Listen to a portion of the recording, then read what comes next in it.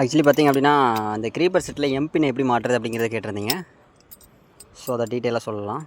என்ன அப்படின்னா இதாக இருக்குது பாருங்கள், இதுதான் எம்பின்னு. ஸோ இதோட ஷேப் இப்படி இருக்குது பாருங்கள். ஆக்சுவலி இந்த இடத்துல வந்து வெளியில் வந்து குண்டாக இருக்கும், இங்கிட்டு போக போக வந்து ஆழமாக டயா வந்து குறையும். ஸோ இதில் ஸ்டார்டிங் ஸ்டேஜில் உள்ளே போயிட்டு டிஸ்க் வந்து இதில் போயிட்டு லாக் ஆகிடும்.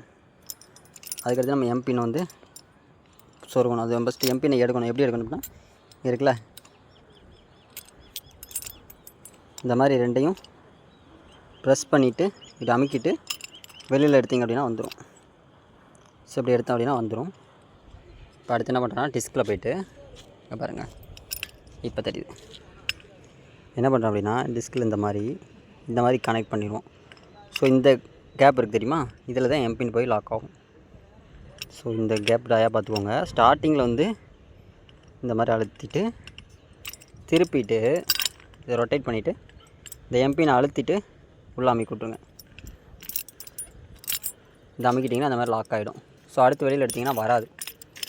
ஏன் வராது அப்படின்னா இந்த எம்பின் வந்து நல்லா டைட்டாக பிடிச்சிருக்குதா. ஸோ இந்த இடத்துல பாருங்கள் மெட்டல் பிடிச்சிருக்கும். ஸோ இதில் கொஞ்சம் லூஸாக இருக்குது, ஓகே. ஆனால் எம்பின் வந்து நல்லா இன்னும் டைட்டாக இருக்கும். ஸோ இப்படி எடுக்கும்போது என்ன அப்படின்னா இந்த மெட்டல் பிடிக்கும். இந்த இடத்துல ஃப்ரீயாக கிடக்கும், ஆனால் இங்கிட்டு வரும்போது லாக்காக பிடிக்கும். ஸோ இதுதான் இந்த எம்பினோட ஃபங்க்ஷன். அதுக்கு தான் இந்த எம்பின் போட சொல்கிறது. இப்போ நீங்கள் எம்பின் போடாமல் கோசா பண்ணிங்க அப்படின்னா இதை நீங்கள் சுற்றும் போது இது கையோடு வந்துடும், க்ரீப்பர் கையோடு வந்துடும். ஸோ அப்போ வந்து டிஸ்குவாலிஃபைட் ஆகிறதுக்கு டைம் ரொம்ப இதாகும், டிஸ்குவாலிஃபைட் ஆகிறதுக்கு வாய்ப்பு நிறையாவே இருக்குது.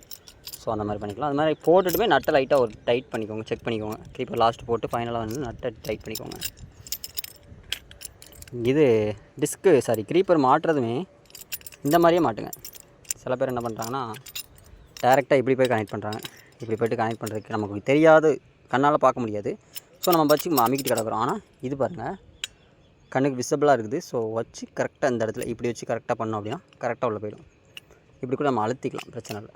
இந்த மாதிரி அழுத்திட்டு போட்டலாம். ஸோ கண்ணுக்கு தெரிகிறது எப்படி உங்களுக்கு இதாக இருக்குல்ல, அந்த மாதிரி சொல்கிறேன். அந்த மாதிரி அமைக்க விட்டிங்கன்னா முடிஞ்சிச்சு. ஸோ அவ்வளோதான், எம்பின் மாட்டுறதை பற்றி கேட்டிருந்தீங்க. வேறு எதுவும் டவுட் இருந்தாலும் சொல்லுங்கள். இதுக்கு பேர் டிஸ்க்கு சொல்லுவோம். இங்கே வந்து டாப் செட் பட்டை வரும், நம்ம பட்டை போடுறதில்ல, நம்ம சில்லிங் வச்சு கட்டியிருக்கோம், பிரச்சனை இல்லை, இருக்கட்டும். இங்கே ஆக்சுவலி டாப் செட் பட்டை வரும். இதுலேயும் பாருங்கள் டாப் செட் பட்டையிலுமே எம்பின் போட்டு லாக் பண்ணுற மாதிரி தான் இருக்கும். இங்கே மேக்ஸிமம் எம்பினில் தான் எல்லாமே நிற்கிற மாதிரி இருக்கும், அந்த ஹோல்டு பண்ணி எல்லாமே நிற்கிறது. ஸோ வேறு எதுவும் டவுட் இருந்தாலும் கமெண்ட் பண்ணுங்கள், பார்க்கலாம். வேறு எதுவும் டவுட் இருக்கா?